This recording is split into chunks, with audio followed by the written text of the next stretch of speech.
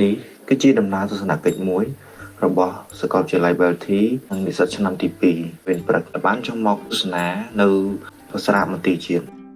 សារមន្ទីរជាតិគឺជាសារមន្ទីរធំជាងគេនៅប្រទេសកម្ពុជាដែលជាទីតាំងប្រមូលផ្ដុំសម្បត្តិវប្បធម៌និងប្រវត្តិសាស្ត្រដ៏សំខាន់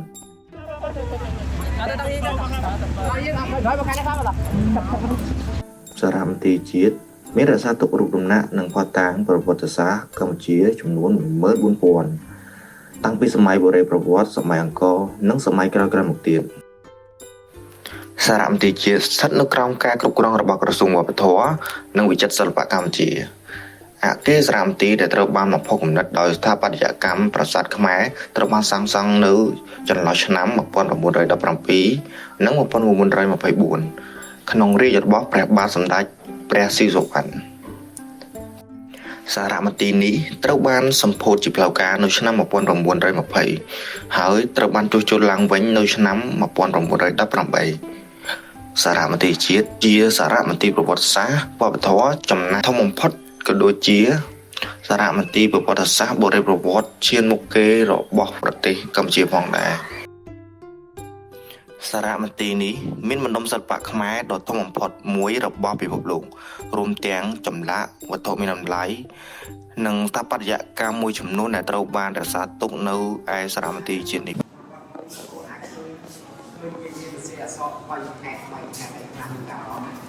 មុខនាការដែរដាក់មុខប្រអប់ហើយនៅជាប់ចឹងមានមុខបារាំងមួយមានមុខជ័យបារាំងហើយនឹងមានអក្សរខែ3នៅក្នុងហ្នឹងហើយនៅខាងនេះដៃខាងស្វែងដៃ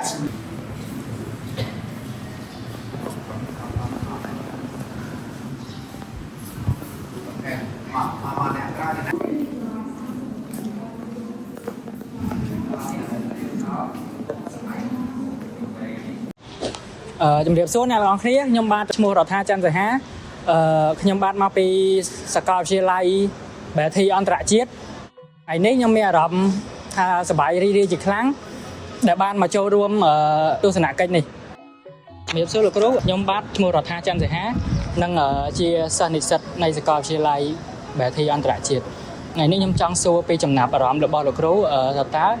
លោកគ្រូមានចំណាប់អារម្មណ៍យ៉ាងម៉េចដែរនៅពេលដែលប្រទេសជិតខាងឬក៏ប្រទេសដែលនៅជុំវិញខ្លួនយើងដែលគាត់បកគល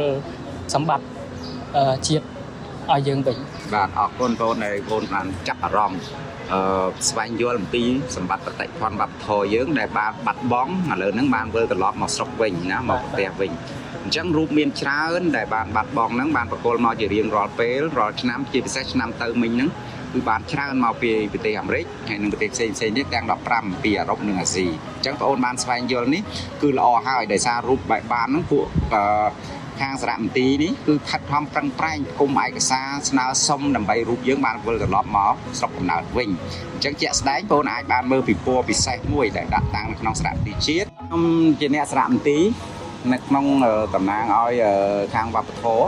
អញ្ចឹងពួកខ្ញុំមានអារម្មណ៍មួយដែលចិត្តដិតនឹងវត្ថុបុរាណឬក៏គេហៅថារូបចម្លាក់ផ្សេងៗដែលពាក់ព័ន្ធនឹងសាសនានិងសិល្បៈរបស់ខ្មែរយើងដែលបានបាត់បង់ទៅប្រទេសផ្សេងហ្នឹងឥឡូវរូបភាពច្រើនបានបកគលមកឲ្យខ្មែរវិញសម្រាប់ខ្ញុំវិញគឺខ្ញុំមានការរំភើបហើយខ្ញុំមានការស្រឡាញ់រូបហ្នឹងខ្ញុំមានដោយសារអីបានរូបវិលត្រឡប់មកស្រុកដើមវិញណាអញ្ចឹងដូចជារូបឆ្នាំមុនគាត់បានមកច្រើនមែនតើអញ្ចឹងពេលដែលបានមកដល់សារមន្ទីរពួកខ្ញុំណាស់បានចូលរួមធ្វើពិធីធំសម្រាប់ឧបកិច្ចពលឹងគាត់ដែលបានចូលមកវិញអញ្ចឹងពួកខ្ញុំត្រេកអរនិងថ្លែងអំណរគុណដល់ប្រទេសផ្សេងៗដែលគាត់មានការបើកចិត្តទលាយបកគលរូបបុរាណមកឲ្យខ្មែរវិញណាអូខេចុងក្រោយលោកគ្រូមានអីអរគុណដល់ថ្នាក់ដឹកនាំឬក៏រាជរដ្ឋាភិបាលយើងដែរលោកគ្រូសម្រាប់ខ្ញុំថ្លែងអំណរគុណគាត់មែនទែនសម្រាប់ថាការខិតខំប្រឹងជួយជ្រោមជ្រែងនៅវិស័យវប្បធម៌ដែលបានរូបបាត់បង់ហ្នឹងជួយផ្ដល់ការតំណាក់តំណងជួយផ្ដល់ឯកសារជួយផ្ដល់អីដើម្បីឲ្យបានរូបហ្នឹងវិលត្រឡប់មកស្រុកដើមវិញណាអញ្ចឹងរដ្ឋាភិបាលគាត់ប្រឹងប្រែងសហការជាមួយនឹងក្រសួងវប្បធម៌ខ្លាំងណាស់ហើយនឹងអង្គការ UNESCO មួយទៀតដែលគាត់បានជួយជ្រោមជ្រែងនៅក្នុងផ្នែកវិស័យហ្នឹងសម្រាប់ខ្ញុំសូមថ្លែងអំណរគុណដល់គាត់ជាខ្លាំងណាស់រាជរដ្ឋាភិបាលខ្មែរយើងដែលគាត់ប្រឹងប្រែងដល់ឲ្យជួយនៅក្នុងវិស័យវប្បធម៌អញ្ចឹងអស់សំណួរលោកគ្រូអរគុណលោកគ្រូ